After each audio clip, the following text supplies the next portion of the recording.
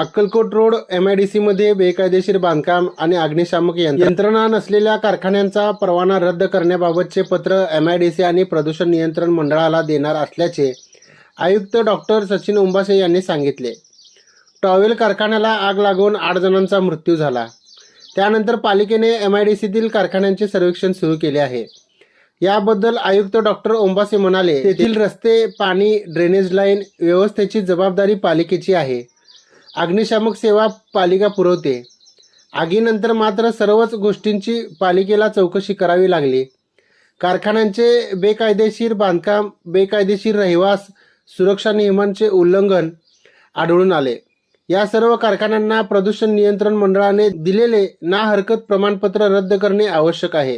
पालिकेच्या 9 पथकांनी शुक्रवारी 129 इमारतींची पाहणी केली। या पाहणीत 62 इमारतींचे अर्धवट अग्निशमन सुविधा असल्याचे दिसून आले। 4 इमारतींमध्ये पुरेशी सुविधा होती। 6 ठिकाणी अनधिकृतपणे लोक राहतात। 100हून अधिक इमारतीचे बांधकाम करताना साईड मार्जिन न सोडणे, मार्जिनच्या ठिकाणी बांधकाम करणे आदी बाबी आढळून आल्याचे उपायुक्त आशिष लोकरे यांनी सांगितले। त्या कारखान्यात रेस्क्यू करण्यासाठी जागा नव्हती। फ्रंट मार्जिनमध्ये कार्यालय होते। खुल्या जागेत साहित्य होते। त्यामुळे आग विझवण्यास अडचण आली। जागा सोडली असती तर आग विझवण्याचे काम आणखीन गतीने झाले असते। याबाबतचा अहवाल अग्निशामक दलाकडून प्राप्त झाला आहे, अशी माहिती आयुक्त सचिन उंबासे यांनी दिली।